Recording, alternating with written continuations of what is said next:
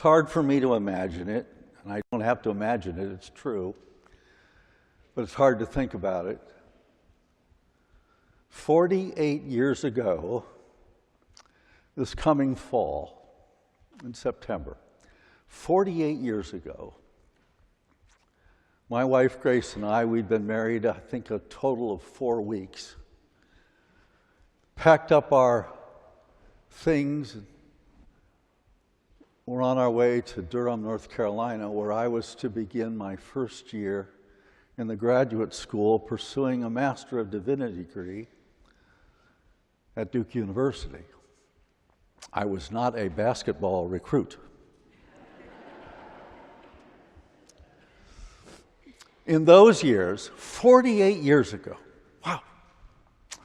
In those years, at the seminary, on Wednesdays in the morning, every week, all the classes, all meetings, all faculty gatherings, all administrative tasks ceased.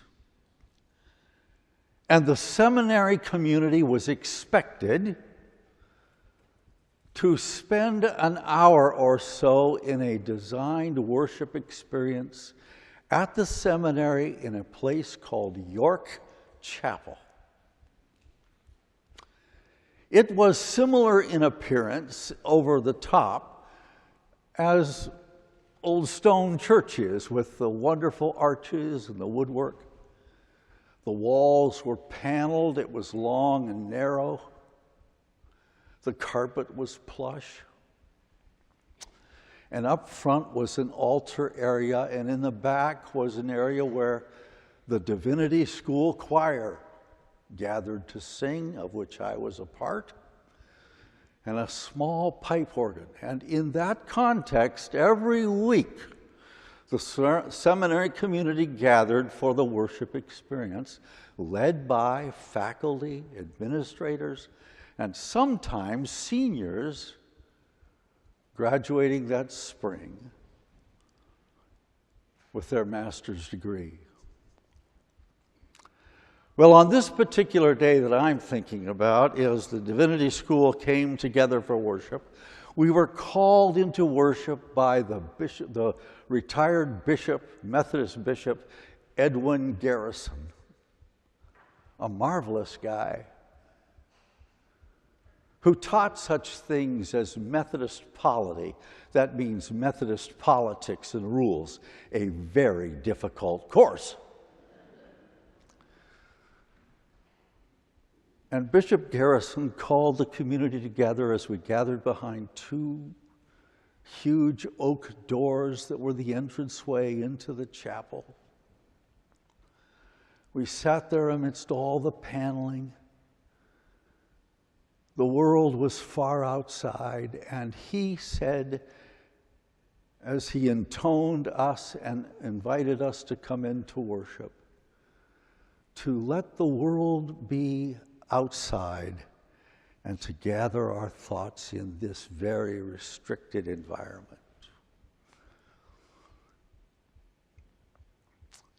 He did that in the words of the poem by John Greenleaf Whittier,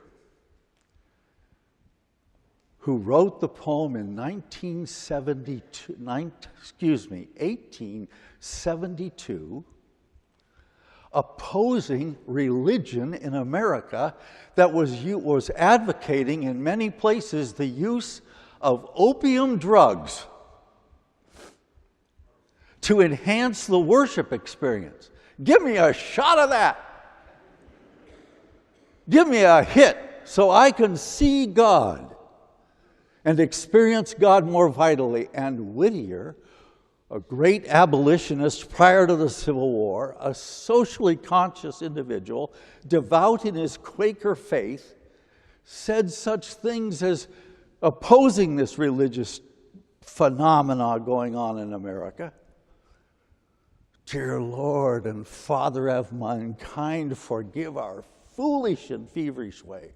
It was a great protest.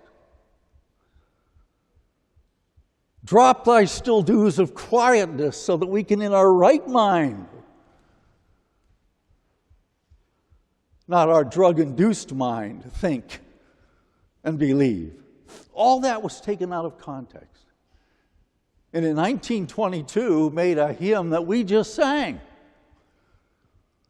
that seems so quiet and peaceful. And Whittier's poem is based on the text I read just some minutes ago, where Elijah is on a mountain and he hears this still small voice in the midst of an earthquake and a fire and a windstorm. Think about that a moment. But the bishop used the words out of context, but the way we'd all learned them. And he began, "Drop thy still dews of quietness, O Lord," in his preacher voice.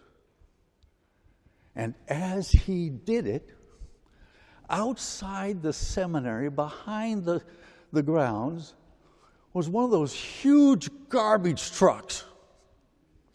One of those front end loaders that pick up those containers and pull it up over the top of the truck and then banged it against the top to get the trash out. "Drop thy still dews of quietness." Bang! Bang, bang, and he went on, the bishop did, as if nothing had happened. And I thought then in that context, as I'm sure he did in his life and his work, but certainly not in vocal terms that day, how important it is to be in tune with the world around us and how does it all relate? What are we to learn from this? How do we live our lives with the concept of drop thy still dews of quietness when the world is banging away with the garbage of life? How do we do that? And what help is it to read the text from Elijah, the ancient story, and have any sense of what that might mean for us? And again, that is not being self-centered and conceited. It's asking an important question. How is a vital spirit, a spiritual life, to live in me, in the life I know, in the world I live in? And it all caused me then and thinks now, and as I think now, that context, hear this, context is so essential for discovering the meaning of things. And we live in a world, as people have always lived in the world, regardless of time, where context is often forgotten or ignored. And it's really dangerous when it comes to the Bible. If people don't speak or be aware of the context of the ancient stories, if they don't speak of the context of the ancient lives and why those meanings were remembered, the stories remembered, it opens us up for someone to quote a line like, "In the earthquake, wind and fire, there was a still small voice," and we're supposed to believe it on the surface as having great meaning. But it doesn't. Some people will say, "Well, don't ask any questions. That's just what faith teaches. And if you ask a question, the devil is alive in you. You've just got to accept these things on faith. It's right there on the page." And I think that is dangerous nonsense.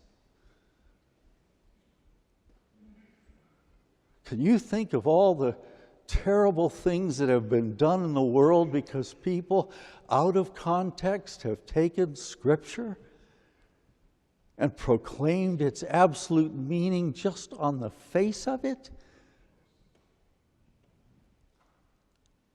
Human beings used to say, because they would do this, that the Bible teaches it's okay to have slaves. It's okay to beat your servants. It's okay to interpret this book because there are verses there that can say it, that it's all right to segregate people into cultures and to race, and one's better than another, all the things on and on that have created such problems. But the context is so important. All right, Chalker, shut up and tell us the context. I'm glad you asked. When Elijah was called up to the mountain of Horeb, and he has this experience, what's going on in his life is that he has just participated. Imagine this. It's hard for us in the 21st century to think there are religious conflicts. Elijah had just participated and ordered the killing of over 400 priests of a different religion. In the name of God, he did it.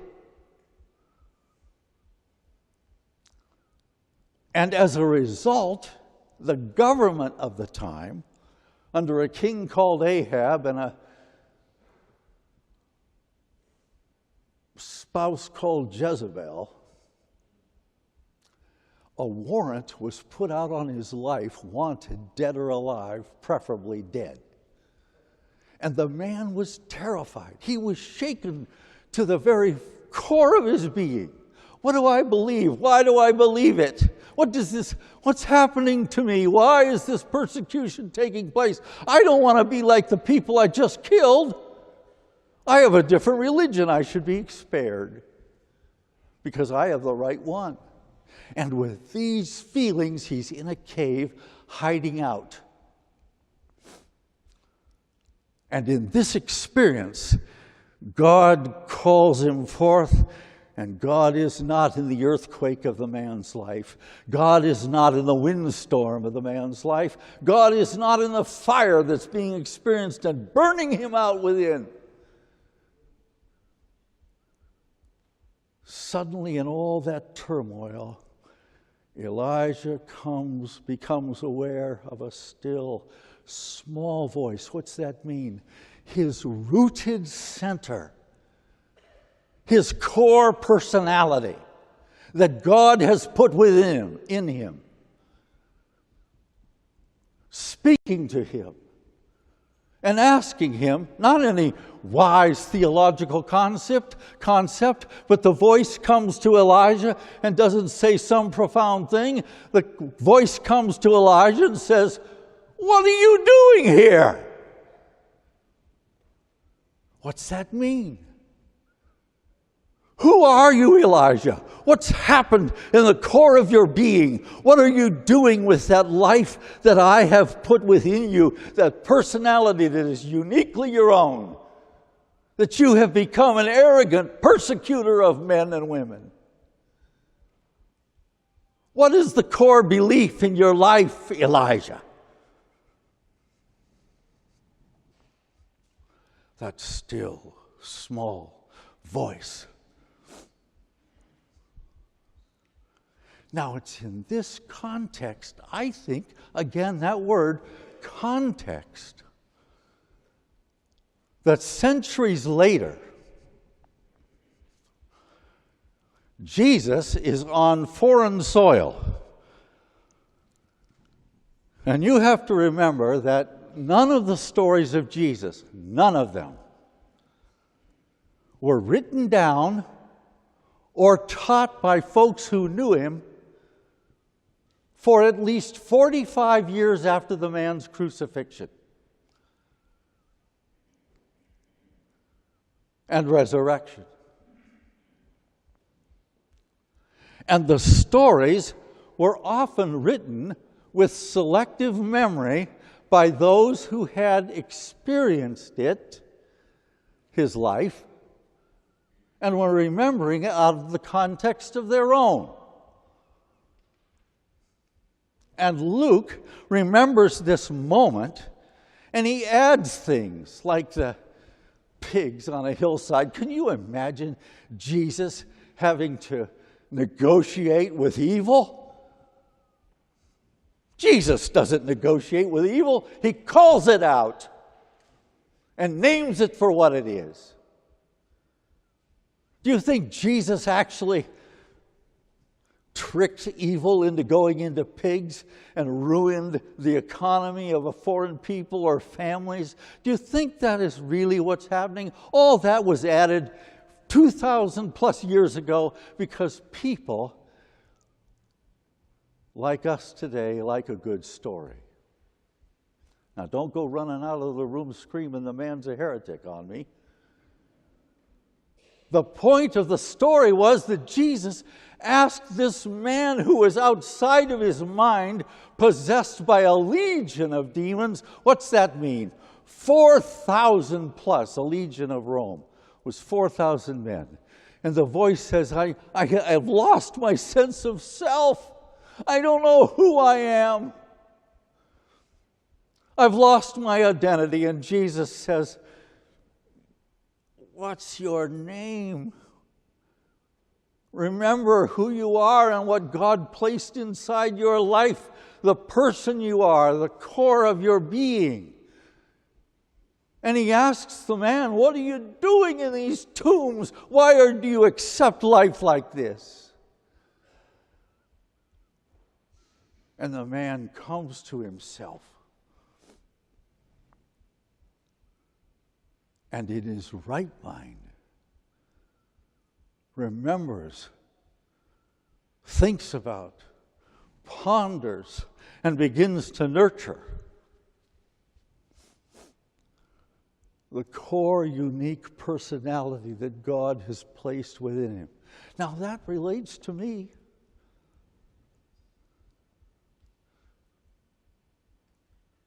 Do you ever feel possessed by thousands of distractions?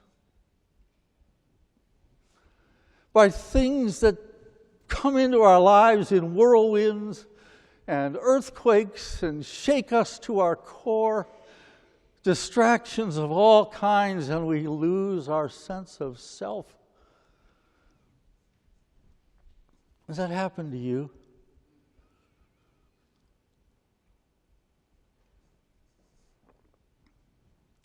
Where you and I, at least it happens for me, where you have those times when there are so many distracting things that we do not think that we are created beings, each with a unique personality that God has placed within us, that makes us different from every other human being. We are not just rubber stamps.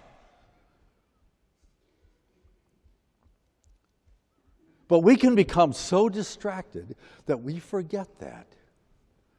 And we lose our sense of our own name. And what that means.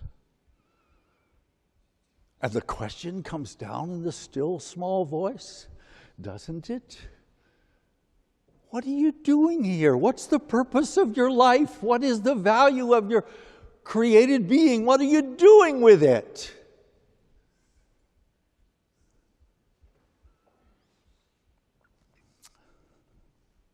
It's easy. You see, demon possession isn't just what Hollywood wants you to think it is, ugly, fearsome. Demon possession, in quotes, can be very attractive, subtly beguiling. And we can think it's something we ought to do. And over time, we lose ourselves in it. It sure happens in church. It happens to preachers, where we can become so distracted, like in any other walk of life. I want to be successful. What's it mean to be a successful pastor? What's it mean to be a successful church? You remember in the mid-1980s how that was answered for many? You ought to be like Robert Schuller and the Crystal Cathedral. And I, in those years, was possessed. People could be possessed anytime, and you work against it over and over. But in those years, the mid-1980s, I was thinking such things about what that meant for me. How do I be a successful pastor? Build a church like the Crystal Cathedral so that people will recognize the greatness of things. And it all seemed so reasonable. Possessed by it. I was invited to give an invocation for a banquet in Alliance, Ohio at the University of Mount Union, then Mount Union College. In those years, it wasn't anything to do with the school. It had everything to do with a community-wide event, and a motivational speaker of renown had been brought in. And I had been asked to do this invocation, and I was captured. I want to say something in 90 seconds that's going to draw people's attention to me and the possibility that maybe they will come to my church. It won't be just a prayer asking God to bless the food that everyone can sleep through. And so I worked on my prayer, and it was all about making an impression, having nothing to do with really inviting God to be a part of anything at all. And I gave the prayer. And the speaker was there and heard it. And people responded with laugh lines and all that. And when the prayer was over, there was even a smattering of applause, probably meaning, thank God that's over.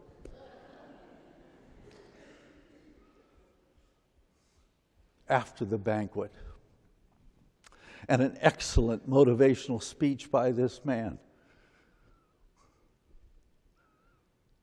people were leaving, and he was talking to folks, and his retinue of individuals were there. And he motioned to me. And I thought, oh, wow. He's calling me over to congratulate me on my invocation. And I went over expecting to hear some word that I have given many speeches, and I've heard lots of invocations, but this was really great. I was hoping for that. And instead he starts out, young man. When someone says young man, what follows is often difficult. Young man. And then I was young. You don't know who you are.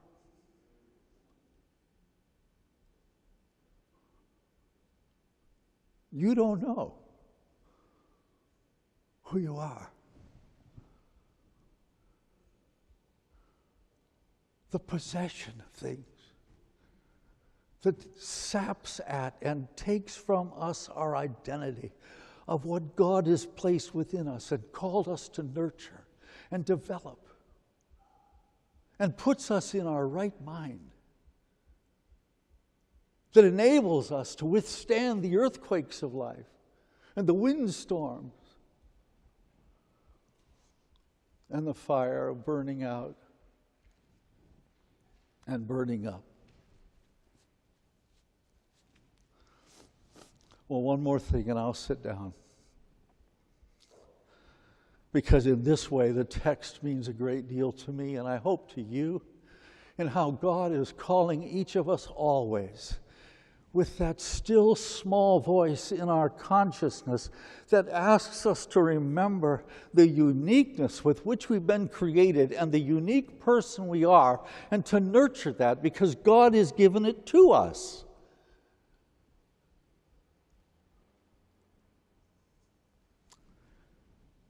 And it has two very important functions. The first is by remembering and nurturing it, we are able to withstand the things in life that are so shattering.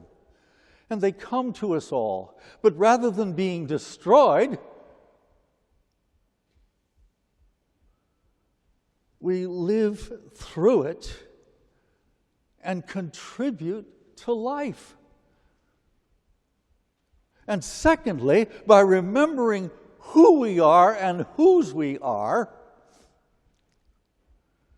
we come to understand that the unique personality that's put in you and me, the uniqueness of our lives, does not end with our physical death. That we are connected to something far greater than each of us, but so important. And with that knowledge and that certain hope, we can not make the world all go away and change it, but we can thrive with faith within it. To think about and to ponder this. What is the uniqueness in you? And you all have it. I have it. What's the uniqueness in you that is eternal? And even when the body wears out, that eternal, unique personality in ways we cannot now understand fully continues to make a difference. So who are you? That's what the person in those tombs was asked by Jesus. And he responds by saying,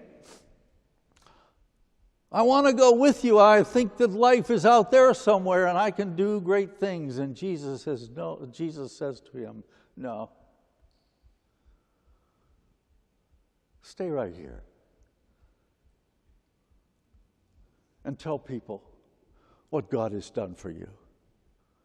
That's your role. Now, it's not theology. Live a life that's hopeful. Because you're eternal.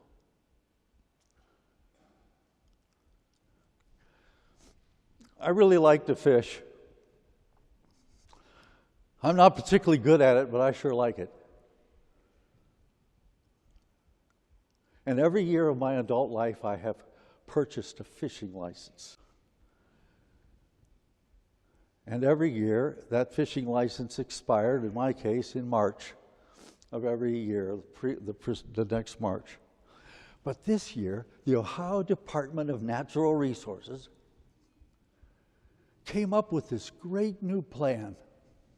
You can buy a lifetime fishing license.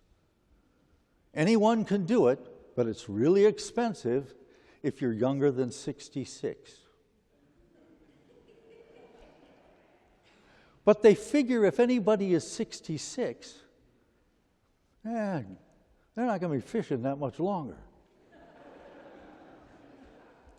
So if you're over 66, you can buy from the Ohio Department of Natural Resources a lifetime fishing license. Here is mine.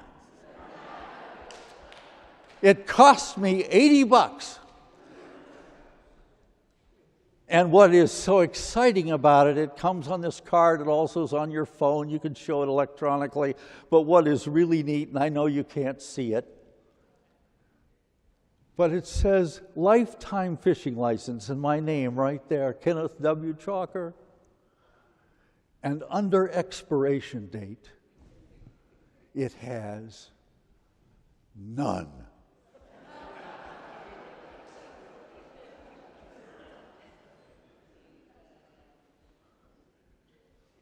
That's the gospel. We have no expiration date. The uniqueness of who we are, called to be fishers of men and women. Calling people to hope and confidence and resilience and courage and affirmation and involvement for good. Tell people what God has done for you. And there's a purpose in life. And it doesn't stop because there's no expiration date.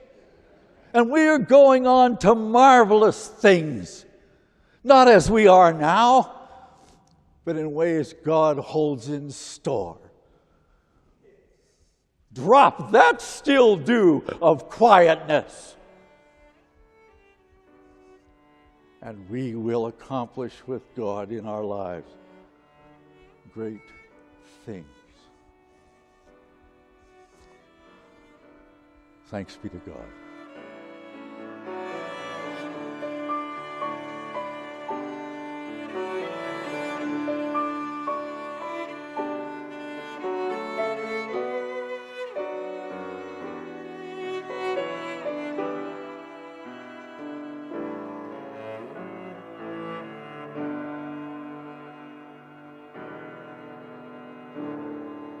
Thanks for watching our video. Make sure to subscribe to get the latest and greatest videos from the Old Stone Church. And if you feel blessed by our message, please go to theoldstonechurch.org and click Donate.